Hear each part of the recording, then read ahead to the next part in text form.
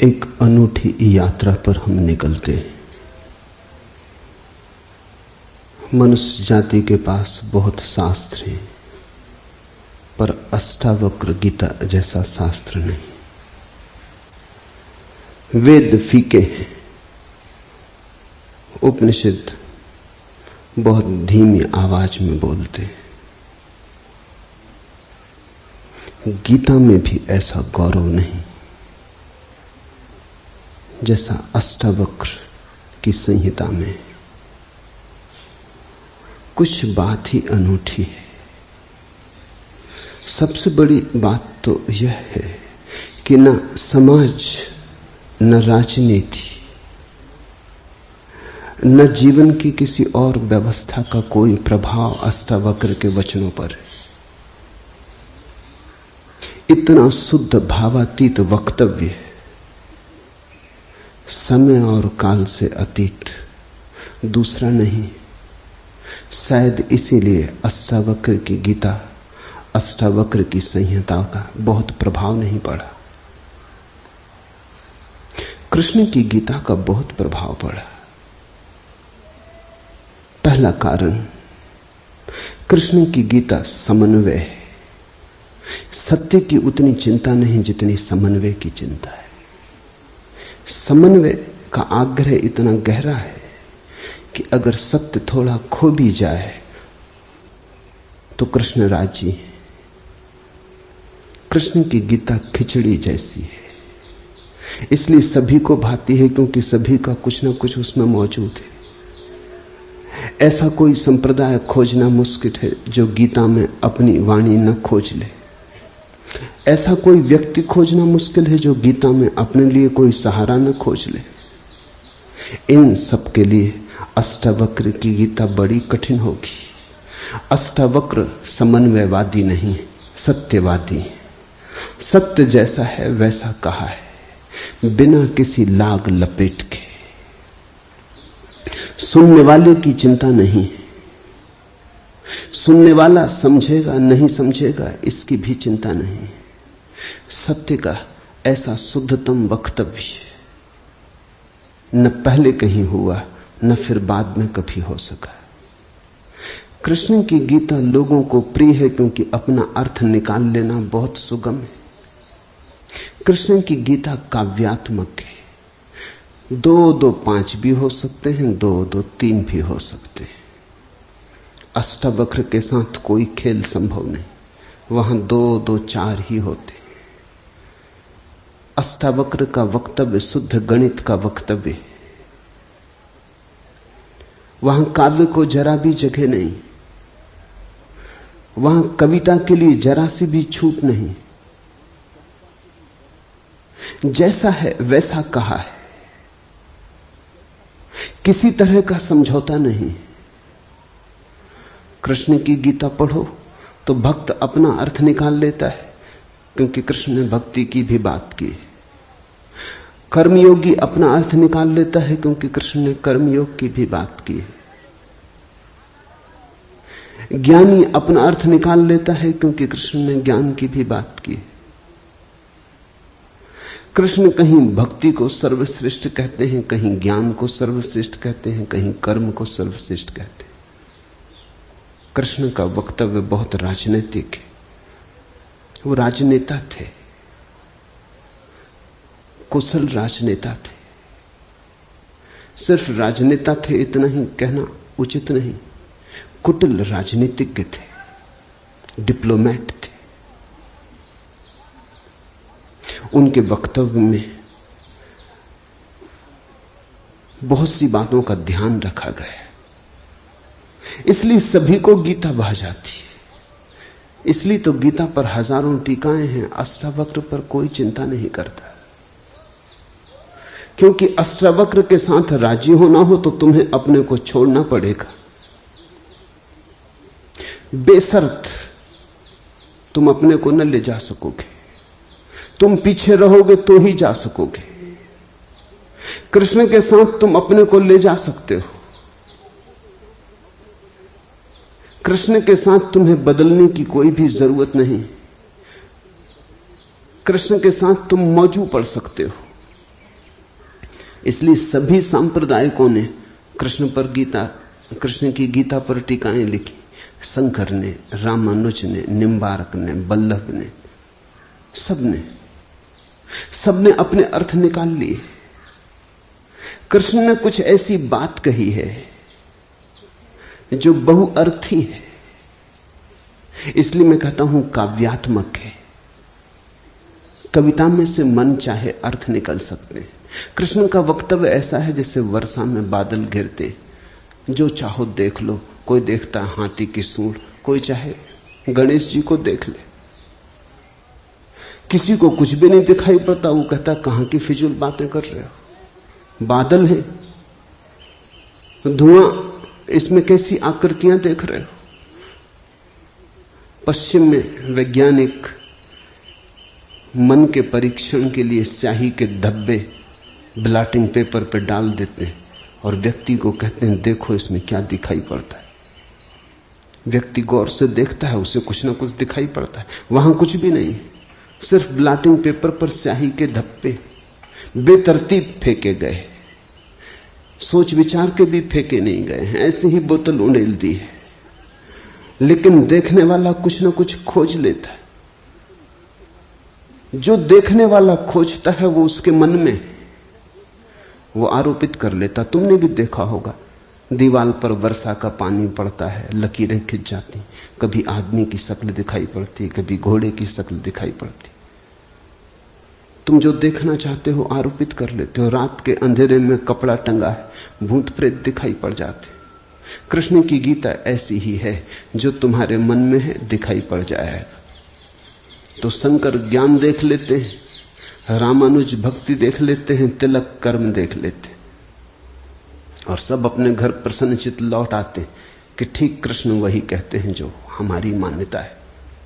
Immersion ने लिखा है कि एक बार एक पड़ोसी प्लेटो की किताबें उनसे मांग के ले गया। अब प्लेटो 2000 साल पहले हुआ है और दुनिया के थोड़े से अनूठे विचारकों में से एक।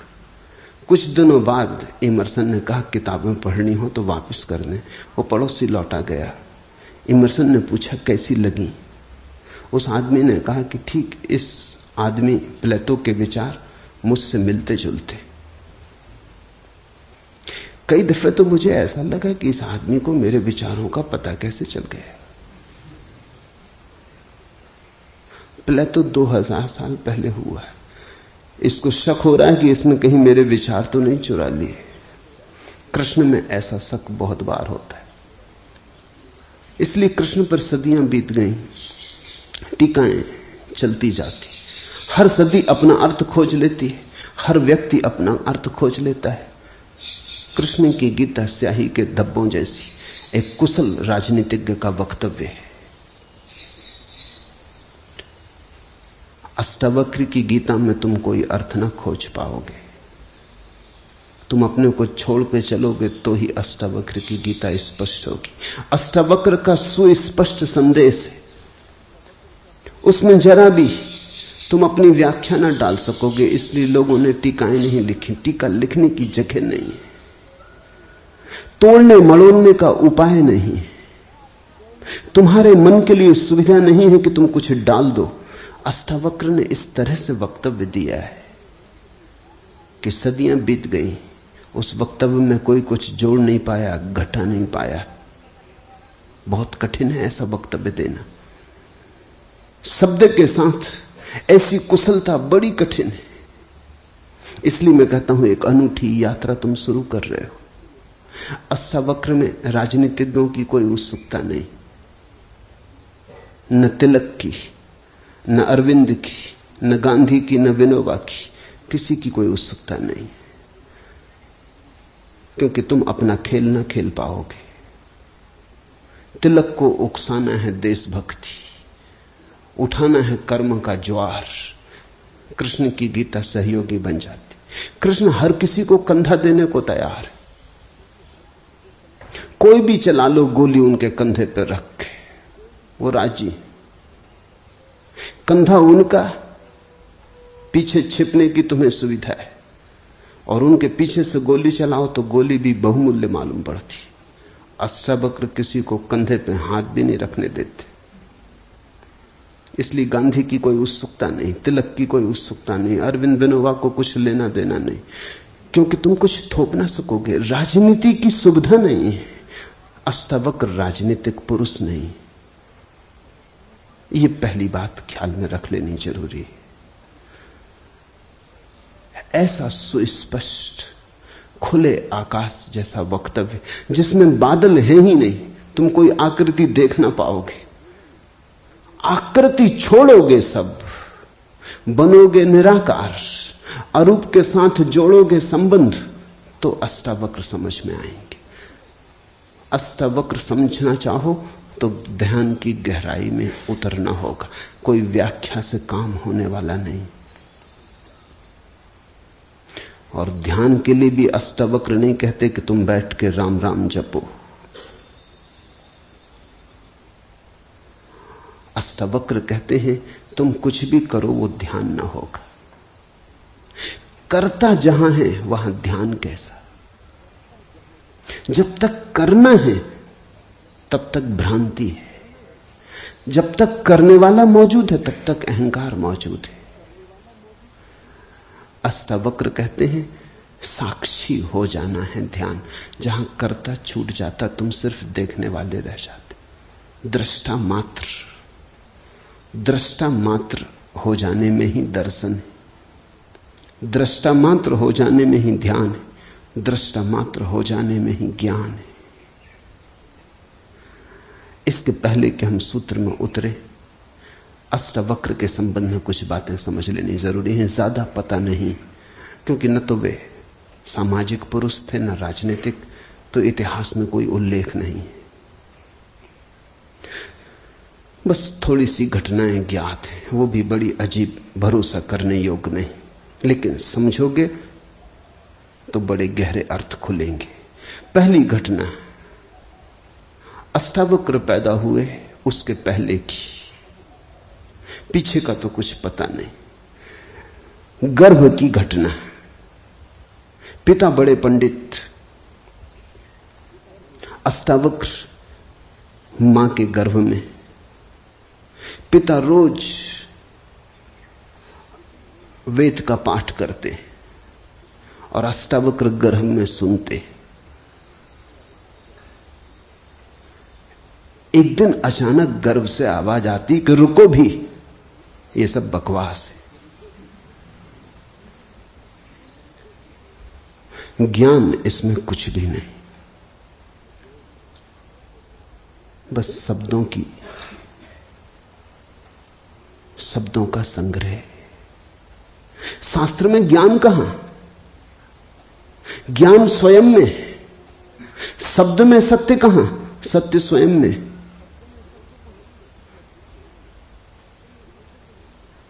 पिता स्वभावतः नाराज हुए। एक तो पिता, फिर पंडित, और गर्भ में छिपा हुआ बेटा इस तरह की बात कहे, अभी पैदा भी नहीं हुआ। क्रोध में आ गए, आग बबूला हो गए। पिता का अहंकार चोट खा गया। फिर पंडित का अहंकार। बड़े पंडित थे, बड़े विवादी थे, शास्त्रार्थी थे। क्रोध में अभिशाप दे दिया कि जब पैदा होगा तो 8 अंगों से टेढ़ा होगा, इसलिए नाम अष्टावक्र। 8 जगह से कुबड़े पैदा हुए, 8 जगह से ऊंट की भांति इर्छे तिरछे। पिता ने क्रोध में शरीर को विक्षत कर दिया। ऐसी और भी कथाएं हैं।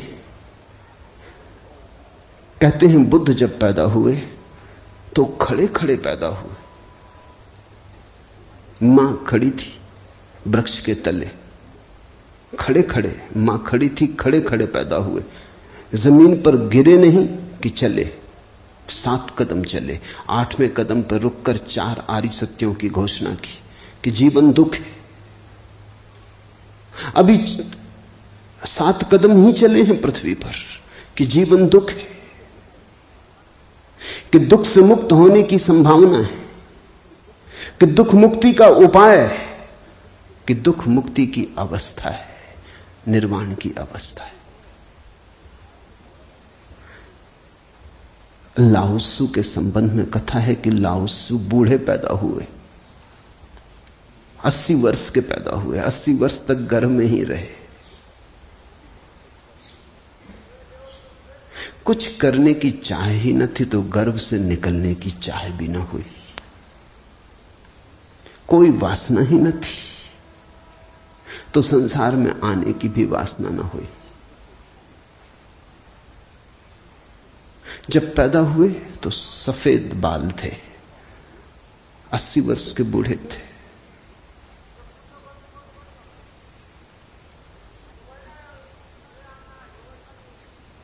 जरथुस्त्र के संबंध में कथा है कि जब जरथुस्त्र पैदा हुए तो पैदा होते से ही खिलखिला के हंसे, मगर इन सबको मात कर दिया अष्टावक्र। ये तो पैदा होने की बात है। अष्टावक्र ने अपना पूरा वक्तव्य दे दिया पैदा होने के पहले। ये कथाएं महत्वपूर्ण हैं। इन कथाओं में इन व्यक्तियों के जीवन की सारी सार संपदा है, निचोड़ है। बुद्ध ने जो जीवन भर में कहा उसका निचोड़। बुद्ध ने अष्टांगिक मार्ग का उपदेश दिया तो 7 कदम चले, 8वें पर रुक गए। 8 अंग हैं कुल। पहुंचने की अंतिम अवस्था है सम्यक समाधि। उस समाधि की अवस्था में ही पता चलता है जीवन के पूरे सत्य का। वो 4 आर्य सत्यों की घोषणा करती। लाओत्सु बूढ़ा पैदा हुआ। लोगों को 80 साल लगते हैं, तब भी ऐसी समझ नहीं आ पाती। बूढ़े होकर भी लोग बुद्धिमान कहां हो पाते। बूढ़ा होना और बुद्धिमान होना पर्यायवाची तो नहीं। बाल तो धूप में भी पकाए जा सकते हैं। लाओत्सु की कथा इतना ही कहती है कि अगर जीवन में त्वरा हो, तीव्रता हो, तो जो 80 साल में घटता है वो 1 क्षण में घट सकता है। प्रज्ञा की तीव्रता हो तो 1 क्षण में घट सकता है। बुद्धि मलिन हो तो 80 साल में भी कहां घटता है। जरथुस्त्र जन्म के साथ ही हंसे। जरथुस्त्र का धर्म अकेला धर्म है दुनिया में जिसको हंसता हुआ धर्म कह सकते। अति पार्थिव पृथ्वी का धर्म है। इसलिए तो पारसी दूसरे धार्मिकों को धार्मिक नहीं मालूम होते, नाचते गाते प्रसन्न। जरथुस्त्र का धर्म हंसता हुआ धर्म है, जीवन के स्वीकार का धर्म है, निषेध नहीं है, त्याग नहीं है। तुमने कोई पारसी साधु देखा?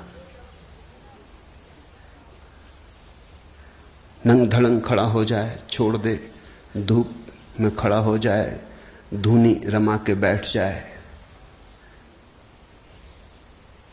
नहीं, पारसी धर्म में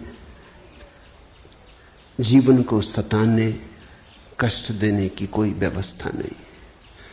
जरथुस्त्र का सारा संदेश यही है कि जब हंसते हुए परमात्मा को पाया जा सकता है तो रोते हुए क्यों पाना। जब नाचते हुए पहुंच सकते हैं उस मंदिर तक तो नाहक कांटे क्यों बोने। जब फूलों के साथ जाना हो सकता है तो ये दुखवाद क्यों। इसलिए ठीक है, प्रतीक ठीक है कि जरथुस्त्र पैदा होते हंसे। इन कथाओं में इतिहास मत खोजना, ऐसा हुआ है ऐसा नहीं है, लेकिन इन कथाओं में एक बड़ा गहरा अर्थ है। तुम्हारे पास एक बीज पड़ा है। जब तुम बीज को देखते हो तो इससे पैदा होने वाले फूल की कोई भी तो खबर नहीं मिलती। ये क्या हो सकता है इसकी भनक भी तो नहीं आती। ये कमल बनेगा, खिलेगा, जल में रहेगा और जल से अछूता रहेगा, सूरज की किरणों पर नाचेगा और सूरज भी ईर्षालु होगा इसके सौंदर्य से, इसकी कोमलता से। इसके अपूर्व गरिमा, इसके प्रसाद से इसकी सुगंध आकाश में उड़ेगी। ये बीज को देखकर तो पता भी नहीं चलता। बीज को तो देख के इसकी कोई कल्पना भी नहीं कर सकता, अनुमान भी नहीं कर सकता। लेकिन एक दिन ये घटता है। तो दो तरह से हम सोच सकते हैं। या तो हम बीज को पकड़ लें जोर से और हम कहें जो बीज में दिखाई नहीं पड़ा वो कमल में भी घट नहीं सकता। ये भ्रम है, ये धोखा है, ये झूठ है। जिनको हम तर्कनिष्ठ कहते हैं, संदेहशील कहते हैं, उनका यही आधार है। वो कहते हैं जो बीज में नहीं दिखाई पड़ा वो फूल में हो नहीं सकता, कहीं भ्रांति हो रही है। इसलिए संदेहशील व्यक्ति बुद्ध को मान नहीं पाता, महावीर को स्वीकार नहीं कर पाता, जीसस को अंगीकार नहीं कर पाता, क्योंकि वो कहते हैं हमने जाना इनको। जीसस अपने गांव में आए, बड़े हैरान हुए, गांव के लोगों ने कोई चिंता ही न की। जीसस का वक्तव्य है कि पैगंबर की अपने गांव में पूजा नहीं होती। कारण क्या रहा होगा, क्यों नहीं होती गांव में पूजा पैगंबर की? गांव के लोगों ने बचपन से देखा, बड़े ही जोसेफ का लड़का है, लकड़ियां ढोते देखा, रिंदा चलाते देखा, लकड़ियां चीरते देखा, पसीने से लथपथ देखा, सड़कों पे खेलते देखा, झगड़ते देखा। गांव के लोग इसे बचपन से जानते हैं, बीज की तरह देखा। आज अचानक ये हो कैसे सकता है कि परमात्मा का पुत्र हो गए? नहीं, जिसने बीज को देखा है वो फूल को मान नहीं पाता। वो कहता है जरूर धोखा होगा, बेईमानी होगी, ये आदमी पाखंडी है। बुद्ध अपने घर वापस लौटे तो पिता, सारी दुनिया को जो दिखाई पड़ रहा था वो पिता को दिखाई नहीं पड़ा। सारी दुनिया अनुभव कर रही थी एक प्रकाश, दूर दूर तक खबरें जा रही थी, दूर देशों से लोग आने शुरू हो गए थे। लेकिन जब वापस बुद्ध घर आए 12 साल बाद, तो पिता ने कहा मैं तुझे अभी भी क्षमा कर सकता हूं, यद्यपि तूने काम तो बुरा किया है, सताया तो तूने हमें, अपराध तो तूने किया, लेकिन मेरे पास पिता का हृदय, मैं माफ कर दूंगा, द्वार तेरे लिए खुले, मगर फेंक ये भिक्षा का पात्र, हटा ये भिक्षु का वेश, ये सब नहीं चलेगा। तो वापस लौटा, ये राज्य तेरा है, मैं बूढ़ा हो गया, इसको कौन संभालेगा? हो गया बचपना बहुत, अब बंद करो ये सब खेल। बुद्ध ने कहा कृपा कर मुझे देखें तो, जो गया था वो वापस नहीं आया है, ये कोई और ही आया है जो आपके घर पैदा हुआ था, वही वापस नहीं आया है, ये कोई और ही आया है, बीज फूल होके आया है। गौर से तो देखो। पिता ने कहा तू मुझे सिखाने चला है, पहले दिन से जब तू पैदा हुआ था तब से तुझे जानता हूं। किसी और को धोखा देना,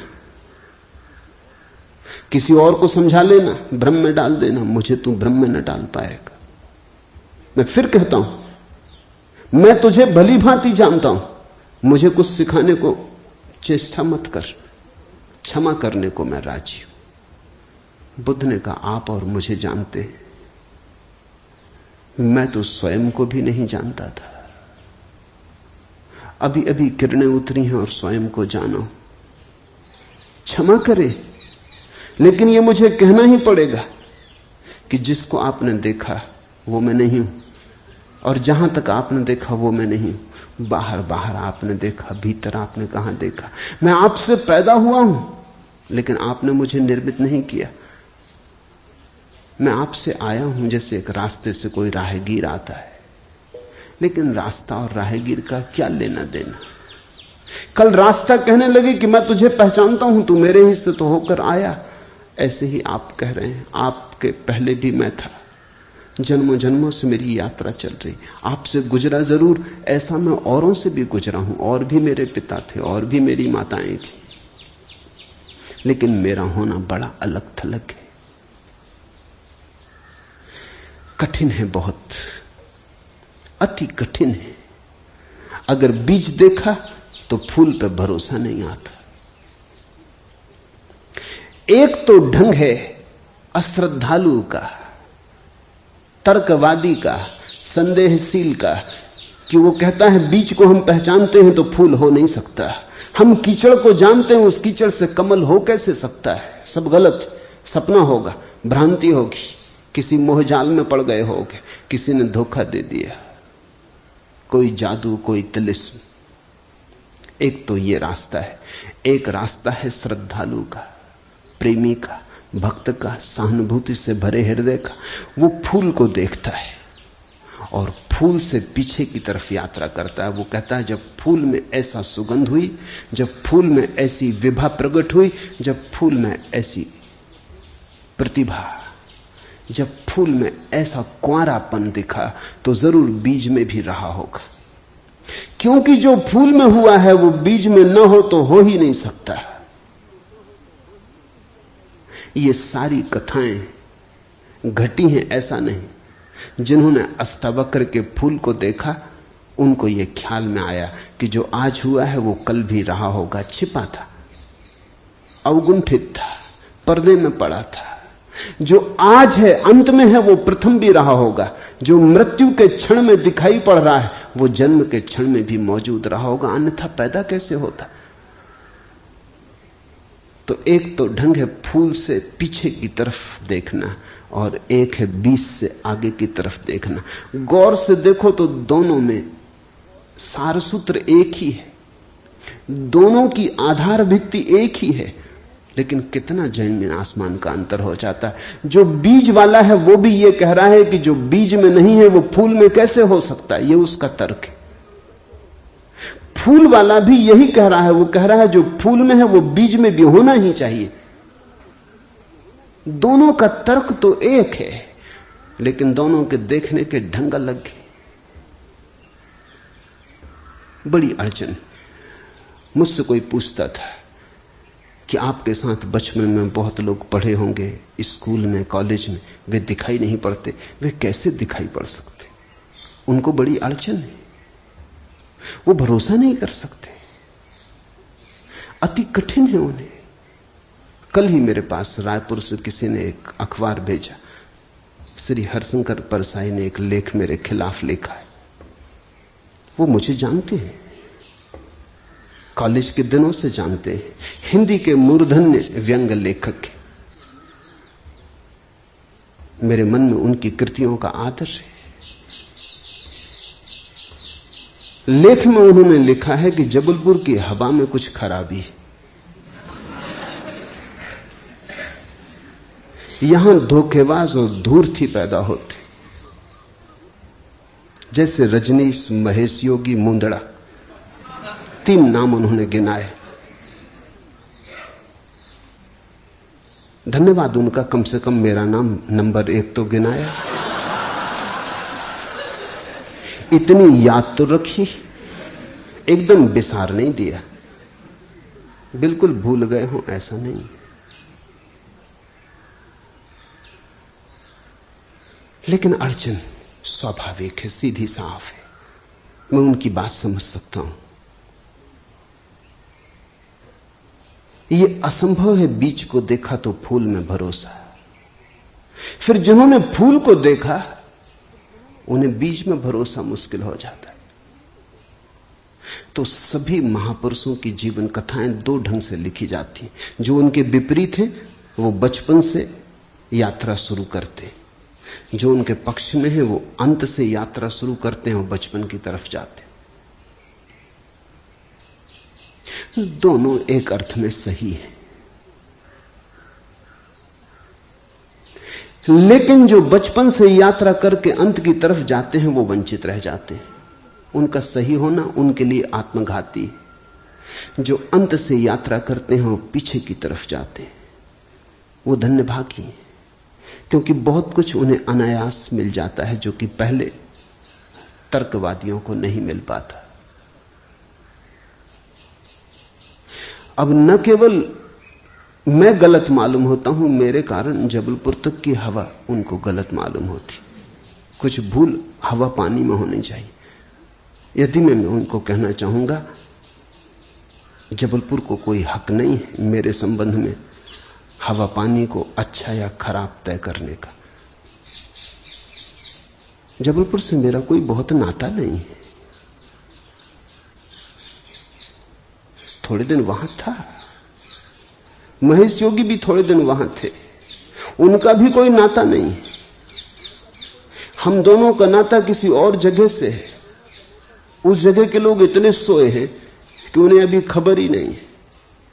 महेश योगी और मेरा जन्म पास ही पास हुआ, दोनों गाडरवाड़ा के आसपास पैदा हुए। उनका जन्म चिचली में हुआ, मेरा जन्म कुचवाड़े में हुआ। अगर हवा पानी खराब है तो वहां का होगा।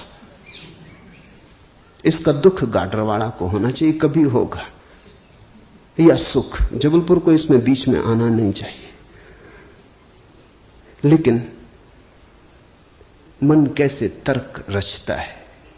अब जो अष्टावक्र की कथा को देखेगा वो सुनते से ही कह देगा गलत, असंभव। ये तो कथा जिन्होंने लिखी है उनको भी पता है कि कहीं कोई गर्व से बोलता है।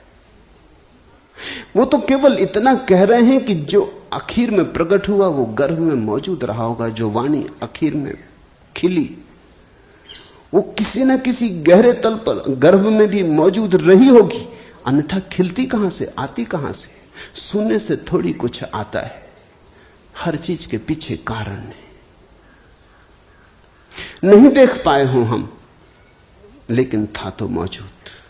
ये सारी कथाएं इसी का सूचक देती हैं। अष्टावक्र के संबंध में दूसरी बात जो ज्ञात है वो है जब वे 12 वर्ष के थे। बस 2 ही बातें ज्ञात हैं।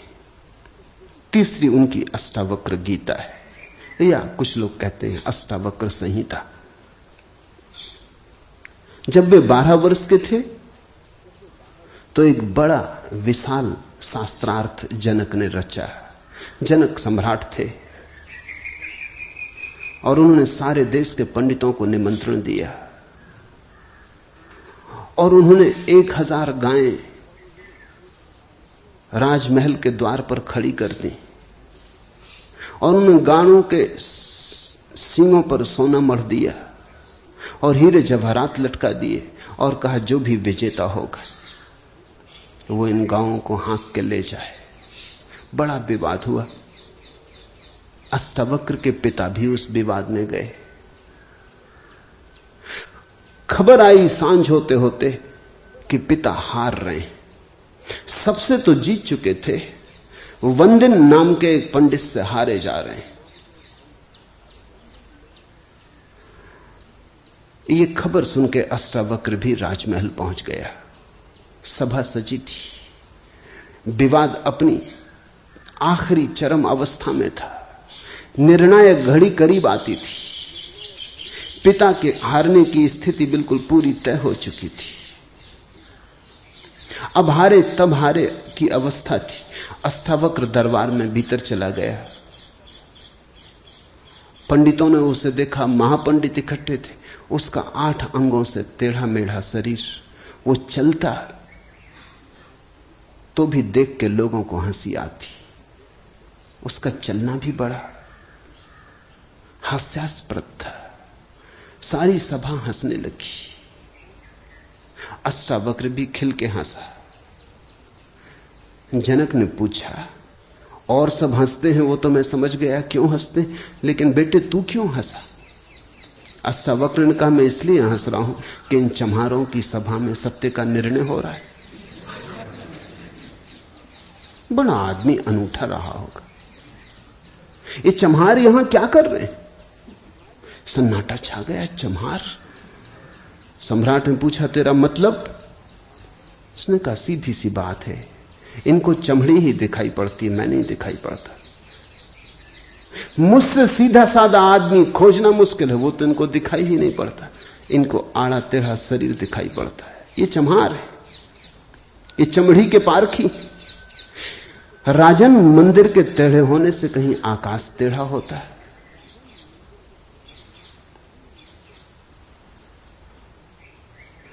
घड़े के फूटे होने से कहीं आकाश फूटता है? आकाश तो निर्विकार है, मेरा शरीर टेढ़ा मेढ़ा है, लेकिन मैं तो नहीं। ये जो भीतर बसा है इसकी तरफ तो देखो। इससे तुम सीधा साधा और कुछ खोज ना सकोगे।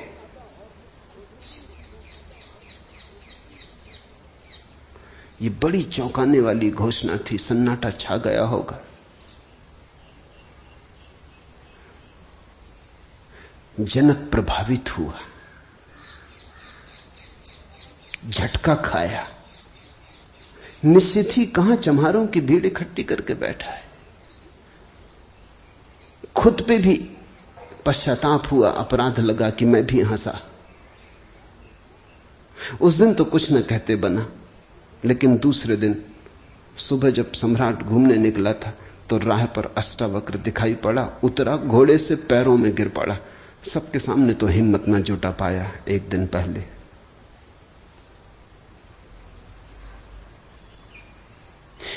दिन पहले तो कहा था, बेटे तू क्यों हंसता है? 12 साल का लड़का था। उम्र तौली थी, आज उम्र नहीं तौली। आज घोड़े से उतर गया, पैर पर गिर पड़ा, साष्टांग दंडवत, और कहा, पधारें राजमहल, मेरी जिज्ञासाओं का समाधान करें। हे प्रभु, आए मेरे घर। बात मेरी समझ में आ गई। रात भर मैं सो ना सका। ठीक ही कहा, शरीर को ही जो पहचानते हैं उनकी पहचान गहरी कहां। आत्मा के संबंध में विवाद कर रहे हैं और अभी भी शरीर में रस और विरस पैदा होता है, घृणा, आकर्षण पैदा होता है। मर्त्य को देख रहे हैं, अमृत की चर्चा करते हैं। धन्य भाग मेरे कि आप आए और मुझे चौंकाया, मेरी नींद तोड़ दी।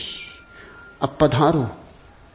राजमहल में उसने बड़ी सजावट कर रखी थी। स्वर्ण सिंहासन पर बिठाया था इस 12 साल के अष्टावक्र को और उससे जिज्ञासा की। पहला सूत्र जनक की जिज्ञासा है। जनक ने पूछा है, अष्टावक्र ने समझाया है।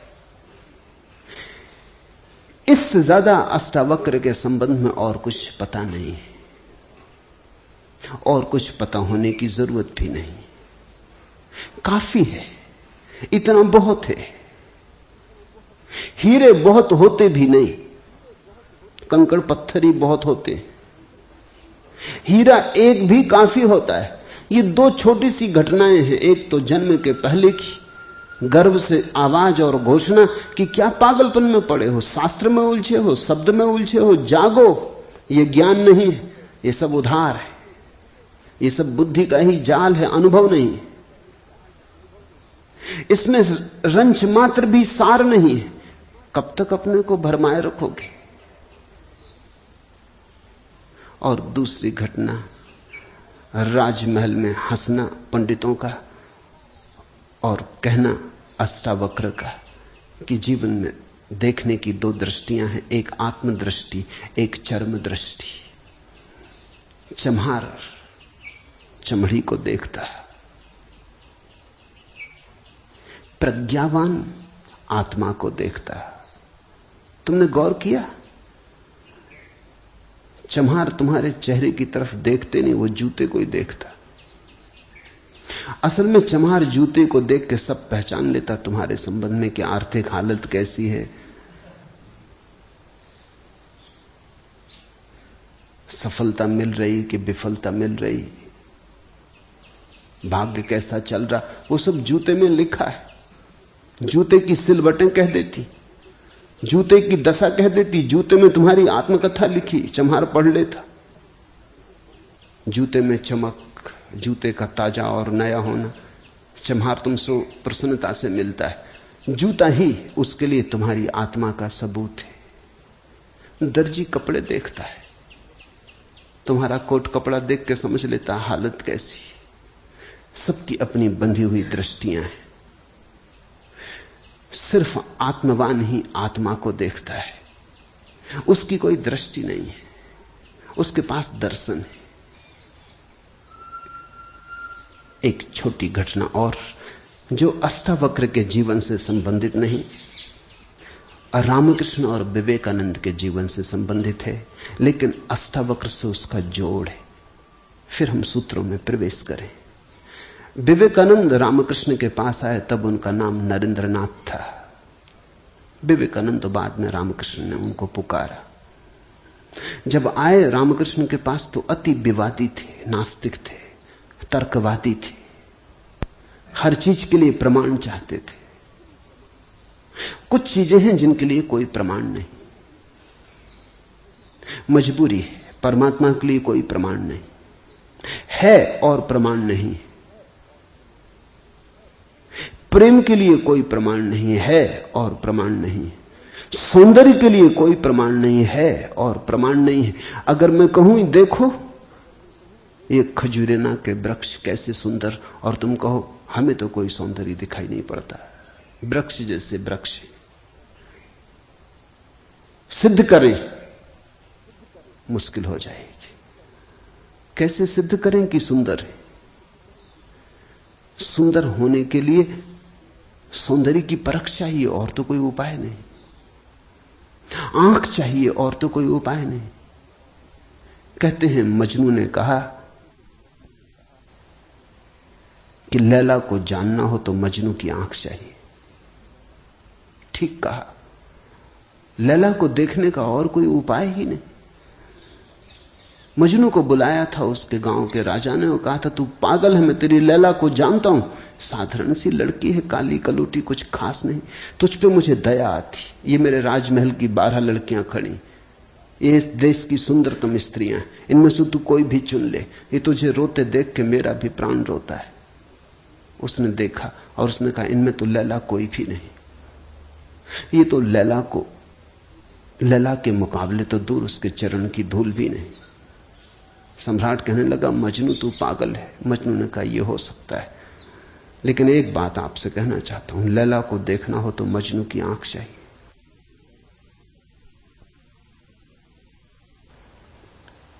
ठीक कहा मजनू ने। अगर वृक्षों के सौंदर्य को देखना हो तो कला की आंख चाहिए और कोई प्रमाण नहीं। अगर किसी के प्रेम को पहचानना हो तो प्रेमी का हृदय चाहिए और कोई प्रमाण नहीं। और परमात्मा तो इस जगत के सारे सौंदर्य और सारे प्रेम और सारे सत्य का इकट्ठा नाम है। उसके लिए तो ऐसा निर्विकार चित्त चाहिए, ऐसा साक्षी भाव चाहिए जहां कोई शब्द न रह जाए, कोई विचार न रह जाए, कोई तरंग ना उठे, वहां कोई धूल न रह जाए, मन की और चित्त का दर्पण परिपूर्ण शुद्ध हो। प्रमाण कहां? रामकृष्ण से विवेकानंद ने कहा प्रमाण चाहिए। है परमात्मा तो प्रमाण थे। और विवेकानंद को देखा रामकृष्ण ने। बड़ी थी संभावना इस युवक की, बड़ी थी यात्रा इसके भविष्य की, बहुत कुछ होने को पड़ा था इसके भीतर, बड़ा खजाना था, उससे ये अपरिचित है। रामकृष्ण ने देखा, इस युवक के पिछले जन्मों में झांका, ये बड़ी संपदा, बड़े पुण्य की संपदा लेकर आ रहा है। ये ऐसे ही तर्क में दबा न रह जाए। कराह उठा होगा पीड़ा और करुणा से रामकृष्ण का हृदय।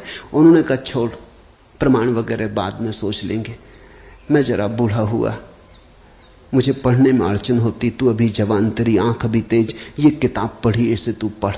वो थी अष्टावक्र गीता, जरा मुझे सुनाते। कहते हैं विवेकानंद को इसमें तो कुछ अड़चन न मालूम पड़ी, यह आदमी कुछ ऐसी तो कोई खास बात नहीं मांग रहा है। 2-4 सूत्र पढ़े और एक घबराहट और रोआ रोआ कपने लगा। और विवेकानंद ने कहा मुझसे नहीं पढ़ा जाता। रामकृष्ण ने कहा पढ़ भी, इसमें हर्ज क्या है, तेरा क्या बिगाड़ लेगी ये किताब, तू जवान है अभी, तेरी आंख अभी ताजी, और मैं बूढ़ा हुआ, मुझे पढ़ने में दिक्कत होती, और ये किताब मुझे पढ़नी तो तू पढ़ के सुना दे। कहते हैं उस किताब को सुनाते सुनाते ही विवेकानंद डूब गए। रामकृष्ण ने देखा इस व्यक्ति के भीतर बड़ी संभावना है, बड़ी शुद्ध संभावना है, जैसी एक बोधिसत्व की होती, जो कभी न कभी बुद्ध होना जिसका निर्णीत है, आज नहीं कल भटके कितना ही, बुद्धत्व जिसके पास चला आ रहा है।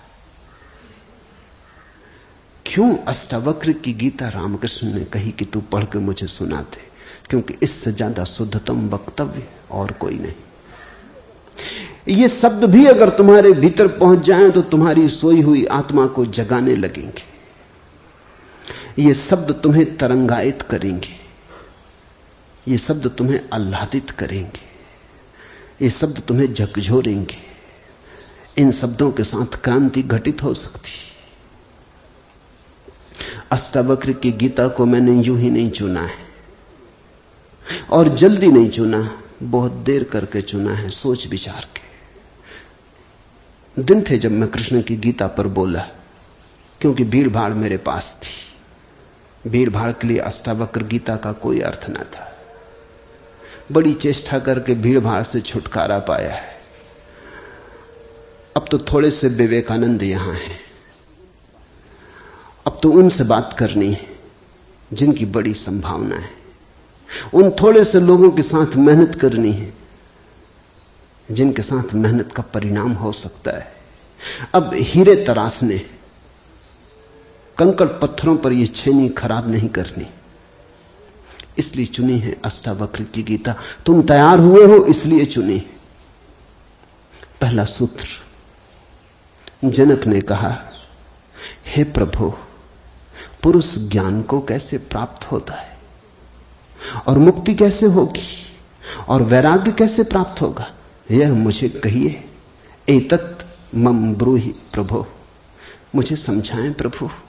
12 साल के लड़के से सम्राट जनक का कहना, हे प्रभु, भगवान मुझे समझाएं।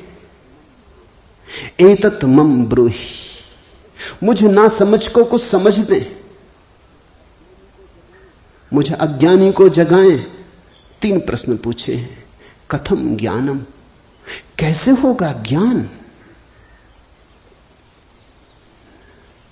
साधारणता तो हम सोचेंगे कि यह भी कोई पूछने की बात है, किताबों में भरा पड़ा है।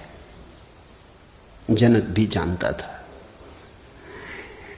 किताबों में भरा पड़ा है वो ज्ञान नहीं, वो केवल ज्ञान की धूल है, राख है। ज्ञान की ज्योति जब जलती है तो पीछे राख छूट जाती, राख इकट्ठी होती चली जाती, शास्त्र बन जाती। वेद राख है। कभी जलते हुए अंगारे थे, ऋषियों ने उन्हें अपनी आत्मा में जलाया था, फिर राख रह गए। फिर राख संयोजित की जाती, संग्रहित की जाती, सुव्यवस्थित की जाती। जैसे जब आदमी मर जाता है तो हम उसकी राख इकट्ठी कर लेते हैं, उसको फूल कहते हैं। बड़े मजेदार लोग हैं जिंदगी में जिसको फूल नहीं कहा। उसकी हड्डी वड्डियां इकट्ठी कर लाते हैं, कहते फूल संजोला है, फिर संभाल कर रखते, मंजूसा बनाते। जिसको जिंदगी में कभी फूल का आदर नहीं दिया, जिसको जिंदगी में कभी फूल की तरह देखा नहीं, जब मर जाता है आदमी पागल है, तब उसकी हड्डी को, राख को फूल कहते। ऐसे ही जब कोई बुद्ध जीवित होता है तब तुम सुनते नहीं। जब कोई महावीर तुम्हारे बीच से गुजरता है तब तुम नाराज होते हो। लगता है यह आदमी तुम्हारे सपने तोड़ रहा है या तुम्हारी नींद में दखल डाल रहा है। ये कोई जगाने का वक्त है? अभी अभी तो सपना आना शुरू हुआ था, अभी अभी तो जरा जीतना शुरू किया था जिंदगी में, अभी अभी तो दांव ठीक लगने लगे थे, तीर ठीक ठीक जगह पड़ने लगा था, और ये सज्जन आ गए, ये कहते हैं सब आसार है। अभी अभी तो चुनाव जीते थे, पद पे पहुंचने का रास्ता बना था, और ये महापुरुष आ गए, ये कहते हैं ये सब सपना है, इसमें कुछ सार नहीं, मौत आएगी सब छीन लेगी। छोड़ो भी, जब मौत आएगी तब देखेंगे, बीच में तो इस तरह की बातें मत उठाओ। लेकिन जब महावीर मर जाते, बुद्ध मर जाते, तब उनकी राख को हम इकट्ठी कर लेते हैं, फिर हम धम्म पद बनाते, वेद बनाते, फिर हम पूजा के फूल चढ़ाते। जनक भी जानता था कि शास्त्रों में सूचनाएं भरी पड़ी, लेकिन उसने पूछा कथम ज्ञानम, कैसे होगा ज्ञान? क्योंकि कितना ही जान लो ज्ञान तो होता ही नहीं। जानते जाओ, शास्त्र कंठस्थ कर लो, तोते बन जाओ, एक एक सूत्र याद हो जाए, पूरे वेद स्मृति में छप जाएं, फिर भी ज्ञान तो होता नहीं। कथम ज्ञानम, कैसे होता ज्ञान? कथम मुक्ति, मुक्ति कैसे होगी? क्योंकि जिसको तुम ज्ञान कहते हो वो तो बांध लेता उल्टे, मुक्त कहां करता। ज्ञान तो वही है जो मुक्त करे। जीसस ने कहा है सत्य वही है जो मुक्त करे। ज्ञान तो वही है जो मुक्त करे। ये ज्ञान की कसौटी है। पंडित मुक्त तो दिखाई नहीं पड़ता, बंधा दिखाई पड़ता है, मुक्ति की बातें करता है, मुक्त दिखाई नहीं पड़ता है, हजार बंधनों में बंधा हुआ मालूम पड़ता है। तुमने कभी गौर किया, तुम्हारे तथाकथित संत तुमसे भी ज्यादा बंधे हुए मालूम पड़ते। तुम शायद थोड़े बहुत मुक्त भी हो, तुम्हारे संत तुमसे भी ज्यादा बंधे, लकीर के फकीर हैं। न उठ सकते स्वतंत्रता से, न बैठ सकते स्वतंत्रता से, न जी सकते स्वतंत्रता से। कुछ दिनों पहले कुछ जैन साध्वियों की मेरे पास खबर आई कि वो मिलना चाहती, मगर श्रावक आने नहीं देते। ये भी बड़े मजे की बात हुई। साधु का अर्थ होता है जिसने फिक्र छोड़ी समाज की, जो चल पड़ा अरण्य की यात्रा पर, जिसने कहा अब न तुम्हारे आदर की मुझे जरूरत है, न सम्मान की। लेकिन साधु साध्वी कहते हैं श्रावक आने नहीं देते। वो कहते हैं वहां भूल के मत जाना, वहां गए तो ये दरवाजा बंद। ये कोई साधुता हुई? ये तो परतंत्रता हुई, गुलामी हुई। ये तो बड़ी उल्टी बात हुई। ये तो ऐसा हुआ कि साधु श्रावक को बदले, उसकी जगह श्रावक साधु को बदल रहा है।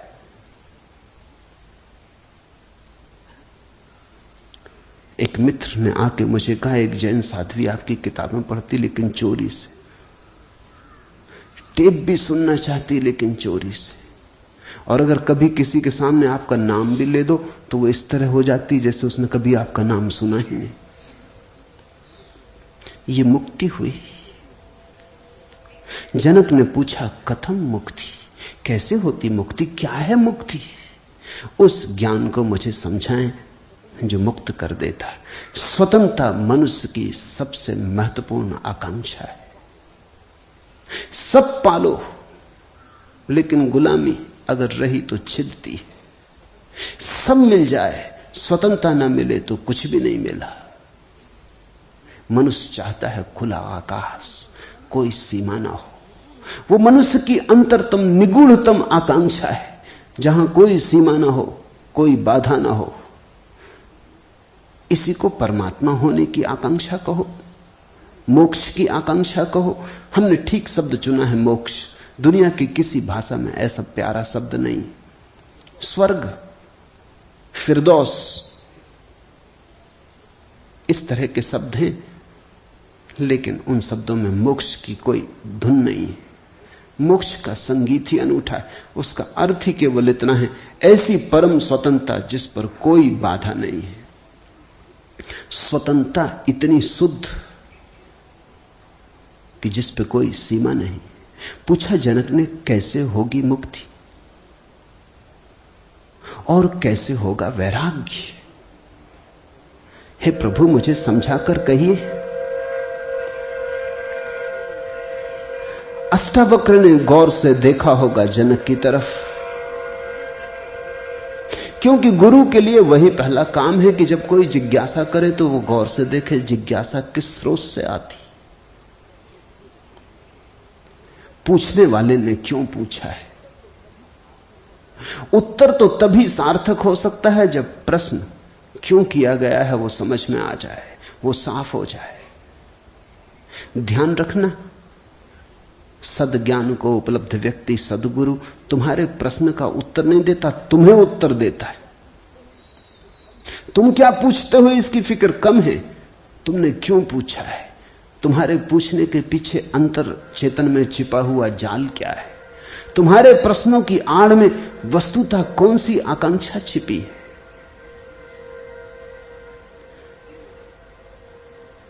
दुनिया में 4 तरह के लोग हैं, ज्ञानी, मुमुक्षु, अज्ञानी, मूढ़। और दुनिया में 4 ही तरह की जिज्ञासाएं होती। ज्ञानी की जिज्ञासा तो निशब्द होती। कहना चाहिए ज्ञानी की जिज्ञासा तो जिज्ञासा होती ही नहीं। जान लिया, जानने को कुछ बचा नहीं, पहुंच गए, चित्त निर्मल हुआ, शांत हुआ, घर लौट आए, विश्राम में आ गए। तो ज्ञानी की जिज्ञासा तो जिज्ञासा जैसी होती ही नहीं। इसका यह अर्थ नहीं कि ज्ञानी सीखने को तैयार नहीं होता। ज्ञानी तो सरल छोटे बच्चे की भांति हो जाता है, सदा तत्पर सीखने को। जितना ज्यादा तुम सीख लेते हो उतनी ही सीखने की तत्परता बढ़ जाती। जितने तुम सरल और निष्कपट होते चले जाते हो उतने ही सीखने के लिए तुम खुल जाते हो। आए हवाएं तुम्हारे द्वार खुले पाती, आए सूरज तुम्हारे द्वार पर दस्तक नहीं देनी पड़ती, आए परमात्मा तुम्हें सदा तत्पर पाता है। ज्ञानी ज्ञान को संग्रहित नहीं करता। ज्ञानी सिर्फ ज्ञान की क्षमता को उपलब्ध होता है। इस बात को ठीक से समझ लेना, क्योंकि पीछे यह काम पड़ेगी। ज्ञानी का केवल इतना ही अर्थ है कि जो जानने के लिए बिल्कुल खुला है, जिसका कोई पक्षपात नहीं, जानने के लिए जिसके पास कोई पर्दा नहीं, जिसके पास जानने के लिए कोई पूर्व नियोजित योजना ढांचा नहीं। ज्ञानी का अर्थ है ध्यानी, जो ध्यानपूर्ण है। तो देखा होगा अष्टावक्र ने गौर से जनक में झांक के, ये व्यक्ति ज्ञानी तो नहीं है, ये ध्यान को तो उपलब्ध नहीं हुआ है। अन्यथा इसकी जिज्ञासा मौन होती, उसमें शब्द ना होते। बुद्ध के जीवन में उल्लेख है, एक फकीर मिलने आया, एक साधु मिलने आया, एक परिव्राजक घुमक्कड़। उसने आके बुद्ध से कहा, पूछने योग्य शब्द मेरे पास नहीं, क्या पूछना चाहता हूं उसे शब्दों में बांधने की मेरे पास कोई कुशलता नहीं। आप तो जानते ही हैं, समझ लें, जो मेरे योग को कहते हैं। यह ज्ञानी की जिज्ञासा है। बुद्ध चुप बैठे रहे, उन्होंने कुछ भी ना कहा। घड़ी भर बाद जैसे कुछ घटा। वो जो आदमी चुपचाप बैठा बुद्ध की तरफ देखता रहा था, उसकी आंख से आंसुओं की धार लग गई। चरणों में झुका, नमस्कार किया और कहा, धन्यवाद, खूब धन्यभागी हूं। जो लेने आया था आपने दिया। वो उठ के चला भी गया। उसके चेहरे पे अपूर्व आभा थी, वो नाचता हुआ गया। बुद्ध के आसपास के शिष्य बड़े हैरान हुए, आनंद में पूछा, बनते भगवान, पहेली हो गई। पहले तो याद नहीं, कहता है कि मुझे पता नहीं कैसे पूछूं, पता नहीं किन शब्दों में पूछूं, ये भी पता नहीं क्या पूछने आया हूं। फिर आप तो जानते ही हैं सब, देख लें, मुझे जो मेरे लिए जरूरी हो कह दें।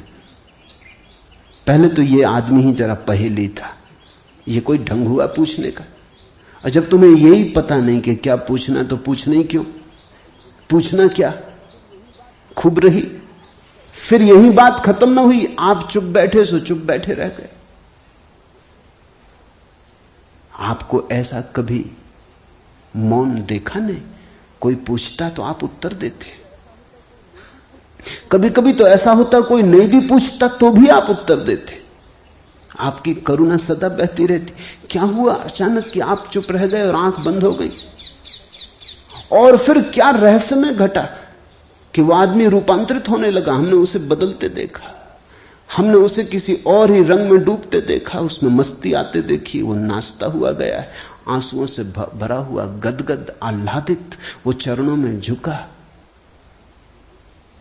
उसकी सुगंध हमें भी छुई। ये हुआ क्या? आप कुछ बोले नहीं, उसने सुना कैसे?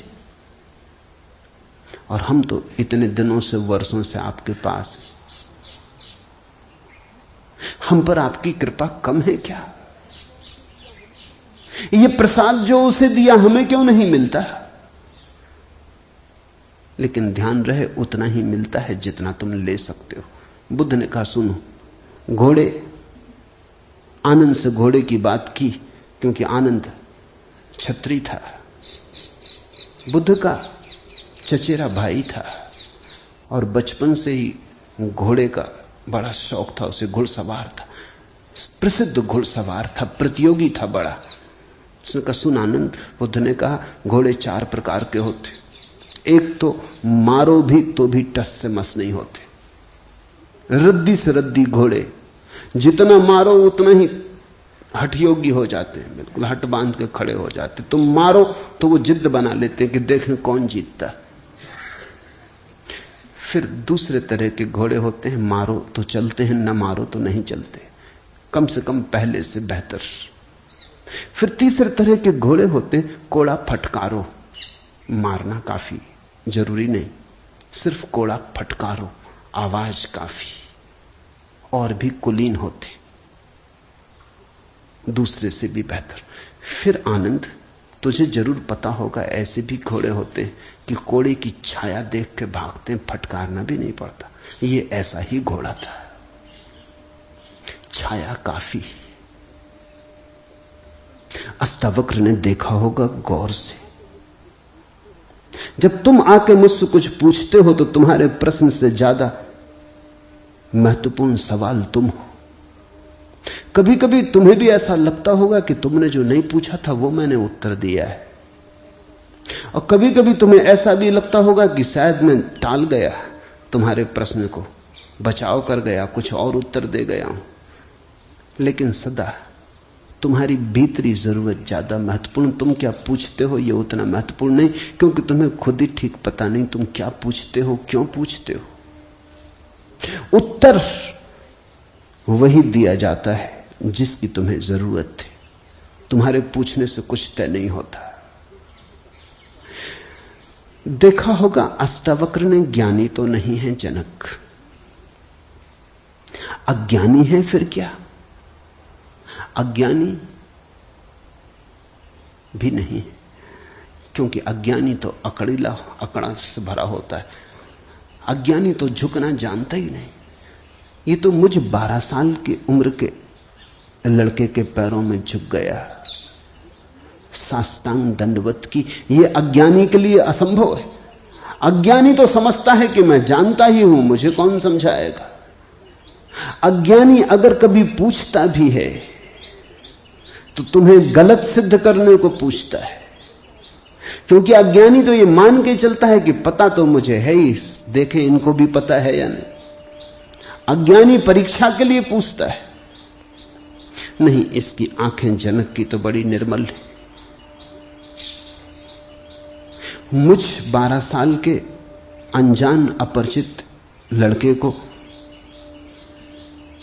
सम्राट होते हुए भी इसने कहा एतत् मम ब्रूहि प्रभो, हे प्रभु मुझे समझा के कहें। नहीं, ये विनयशील है, अज्ञानी तो नहीं। मूढ़ है क्या फिर? मूढ़ तो पूछते ही नहीं। मूढ़ों को तो पता ही नहीं कि जीवन में कोई समस्या है। मूढ़ और बुद्ध पुरुषों में एक समानता है। बुद्ध पुरुषों के लिए कोई समस्या नहीं रही, मूढ़ों के लिए अभी समस्या उठी ही नहीं। बुद्ध पुरुष समस्या के पार हो गए, मूढ़ अभी समस्या के बाहर है। मूढ़ तो इतना मूर्छित है उसे कहां सवाल कथम ज्ञानम, मूढ़ पूछेगा। कथम मुक्ति, मूढ़ पूछेगा। कैसे होगा वैराग्य, मूढ़ पूछेगा। असंभव। मूढ़ अगर पूछेगा भी तो पूछता है राग में सफलता कैसे मिलेगी। मूढ़ अगर पूछता भी है तो पूछता है संसार में और थोड़े ज्यादा दिन कैसे रहना हो जाए, मुक्ति नहीं। मूढ़ पूछता है बंधन सोने के कैसे बने, बंधन में हीरे जवाहरात कैसे जड़े। मूढ़ पूछता भी है तो ऐसी बातें पूछता है। ज्ञान, मूढ़ तो मानता ही नहीं कि ज्ञान हो सकता है, वो तो संभावना को स्वीकार नहीं करता। वो तो कहता कैसा ज्ञान। मूढ़ तो पशुवत जीता है। नहीं, ये जनक मूढ़ भी नहीं है, मुमुक्षु है। मुमुक्षु शब्द समझना जरूरी है। मोक्ष की आकांक्षा, मुमुक्षा। अभी मोक्ष के पास नहीं पहुंचा, ज्ञानी नहीं है। मोक्ष के प्रति पीठ करके नहीं खड़ा, मूढ़ नहीं है। मोक्ष के संबंध में कोई धारणाएं पकड़ के नहीं बैठा, अज्ञानी भी नहीं है, मुमुक्षु है। मुमुक्षु का अर्थ है सरल है इसकी जिज्ञासा। न मूढ़ता से अपवित्र हो रही है, न अज्ञानपूर्ण धारणाओं से विकृत हो रही है। शुद्ध है इसकी जिज्ञासा, सरल चित्त से पूछा है। अष्टावक्र ने कहा, हे प्रिय, यदि तू मुक्ति को चाहता है तो विषयों को विष के समान छोड़ दे और क्षमा, आर्जव, दया, संतोष और सत्य को अमृत के समान सेवन कर। मुक्ति मिच्छसि चेतात विषयान विस्वत्यज। शब्द विषय बड़ा बहुमूल्य है, वो विष से ही बना है। विष का अर्थ होता है जिसे खाने से आदमी मर जाए।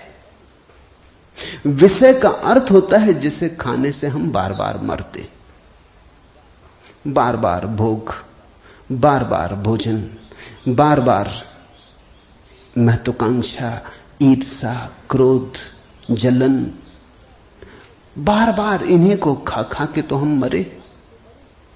बार बार इन्हीं के कारण तो मरे।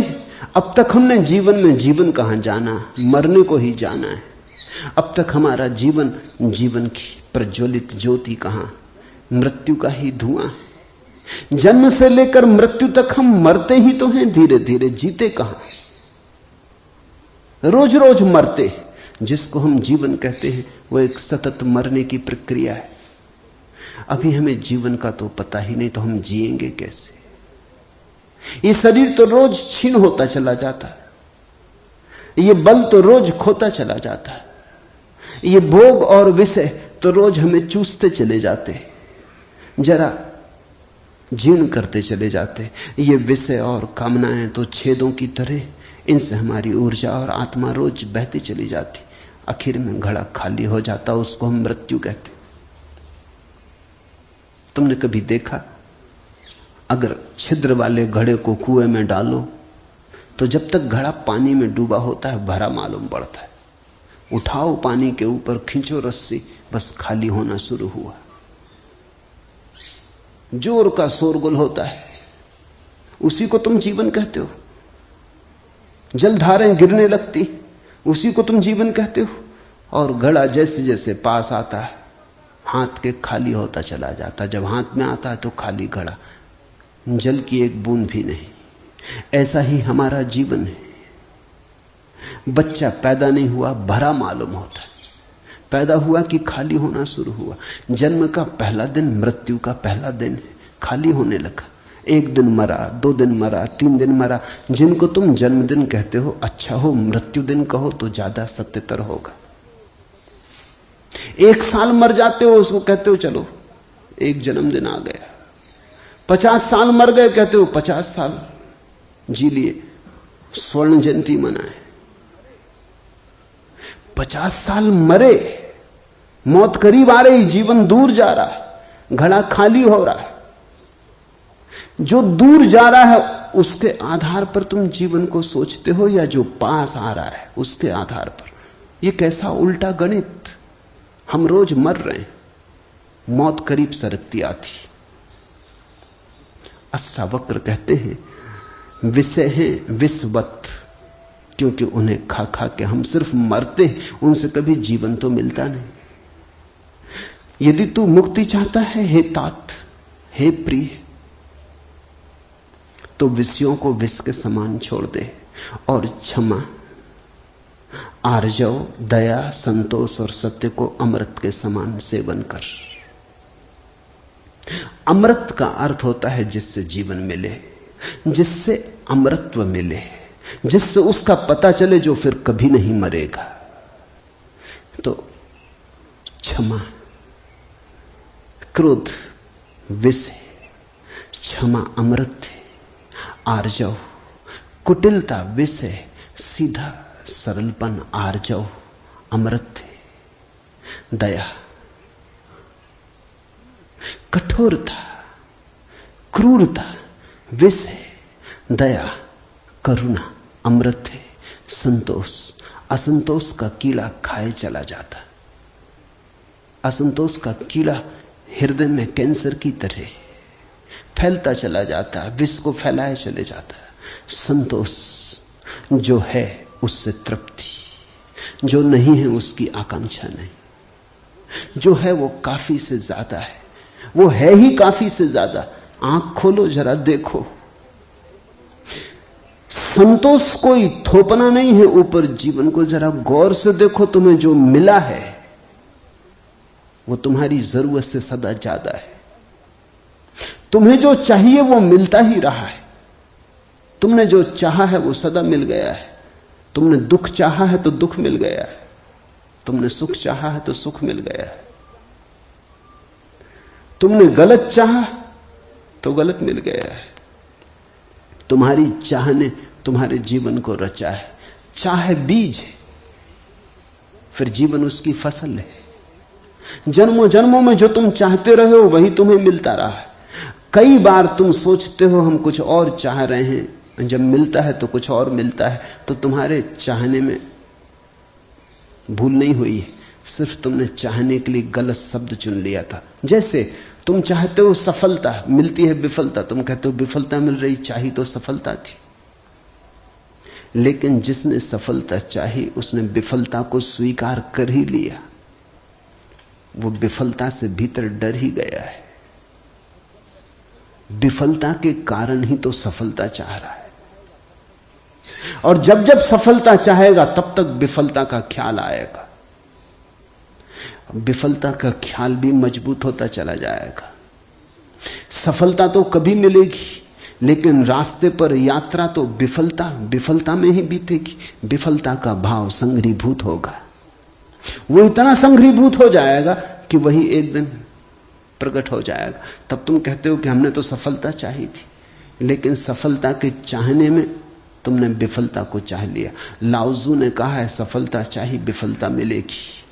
अगर सचमुच सफलता चाहिए हो, सफलता चाहना ही मत, फिर तुम्हें कोई विफल नहीं कर सकता। तुम कहते हो हमने सम्मान चाहा था, अपमान मिल रहा है। सम्मान चाहता ही वही व्यक्ति है जिसका अपने प्रति कोई सम्मान नहीं, वही तो दूसरों से सम्मान चाहता है। अपने प्रति जिसका अपमान है वही तो दूसरों से अपने अपमान को भर लेना चाहता है, ढांक लेना चाहता है। सम्मान की आकांक्षा इस बात की खबर है कि तुम अपने भीतर अपमानित अनुभव कर रहे हो। तुम्हें अनुभव हो रहा है कि मैं कुछ भी नहीं हूं, दूसरे मुझे कुछ बना दे, सिंहासन पे बिठा दे, फताकाएं फहरा दे, झंडे उठा ले मेरे नाम के, दूसरे कुछ कर दे। तुम भिखमंगे हो।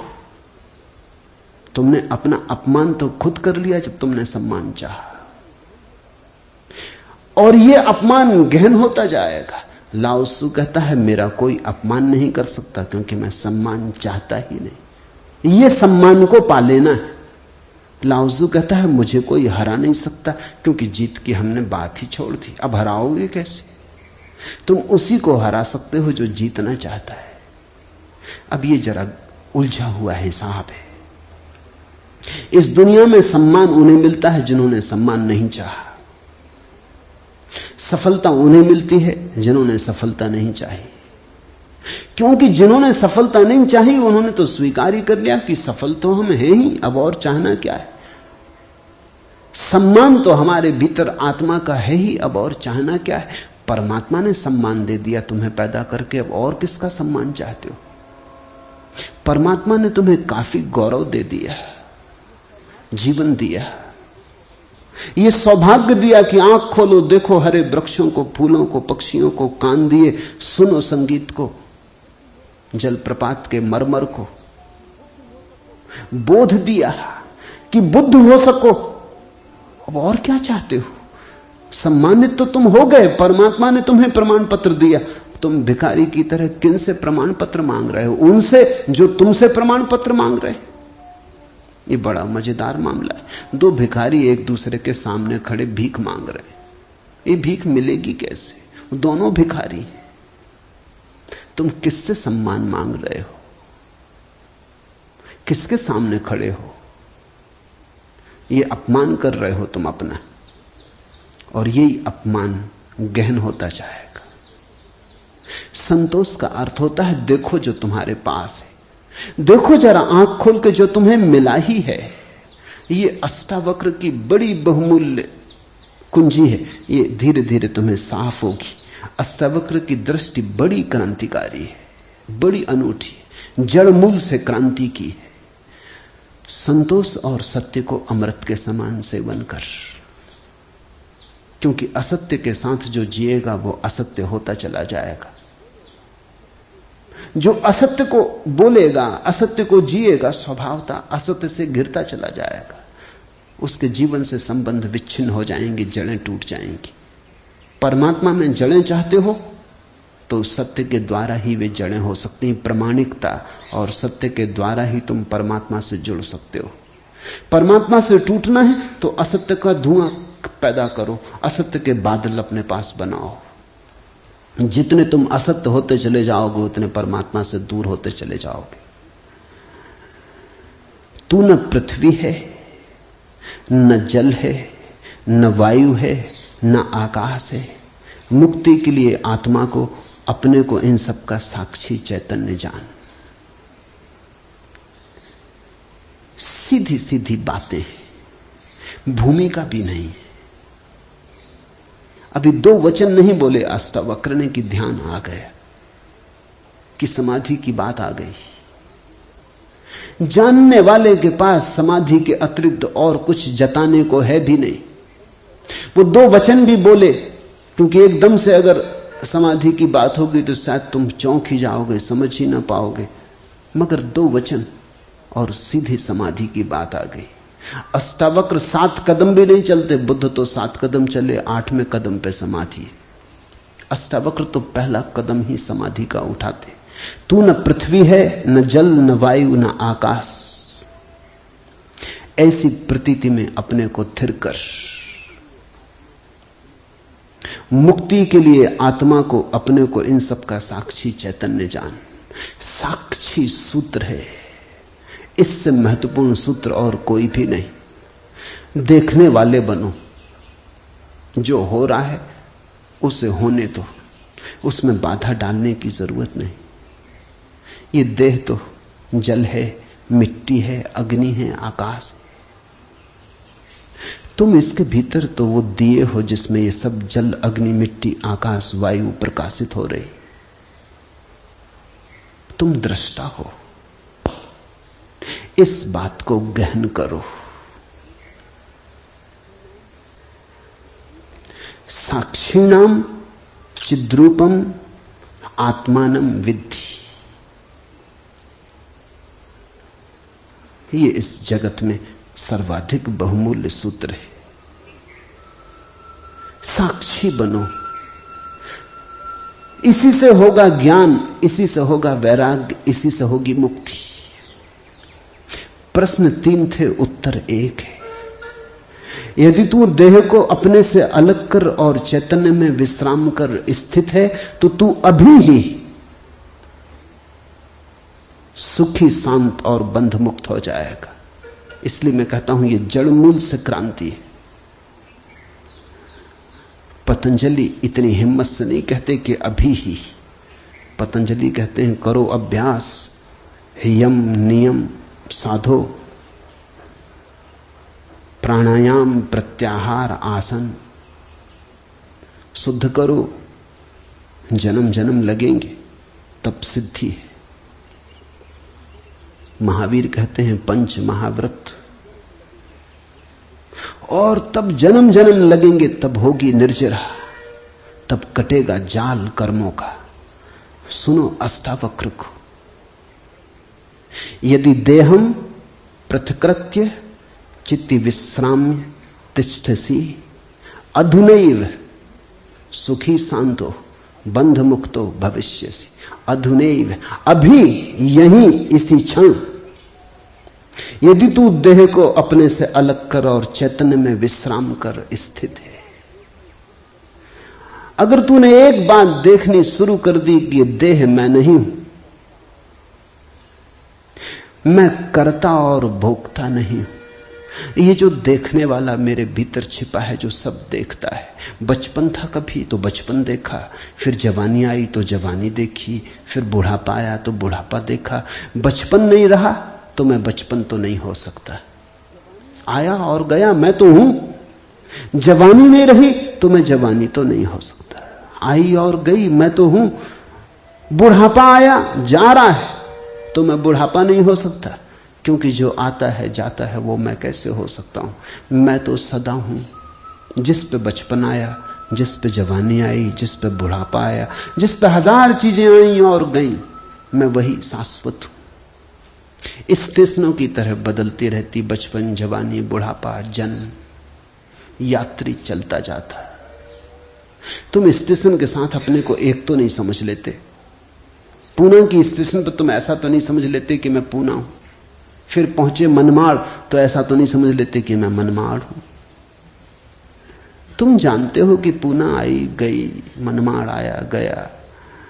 तुम तो यात्री हो, तुम तो दृष्टा हो जिसने पूना देखी, पूना आई, जिसने मनमाड़ देखा, मनमाड़ आया।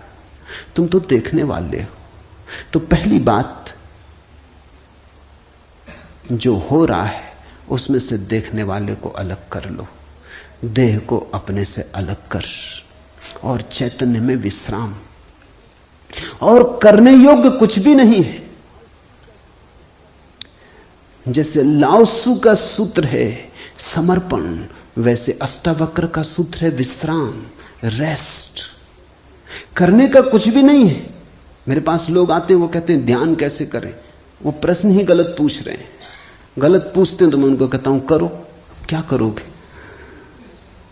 तो उनको बता देता हूं कि करो, कुछ ना कुछ तो करना ही पड़ेगा। अभी तुम्हें करने की खुजलाहट है तो उसे तो पूरा करना होगा। खुजली है तो क्या करोगे? बिना खुजाए नहीं बनता। लेकिन धीरे धीरे उनको करवा करवा के थका डालता हूं। फिर वो कहते हैं अब इससे छुटकारा दिलवाओ। अब कब तक ये करते रहे? उनको तो मैं तो पहले ही राजी था, लेकिन तुम्हें समझने में जरा देर लगी। अब विश्राम करो। ध्यान का आत्यंतिक अर्थ विश्राम है। चित्ति विश्राम में तिष्ठसि, जो विश्राम में ठहरा देता अपने चेतना को, जो होने मात्र में ठहर जाता, कुछ करने को नहीं। क्योंकि जिसे तुम खोज रहे हो वो मिला ही हुआ है।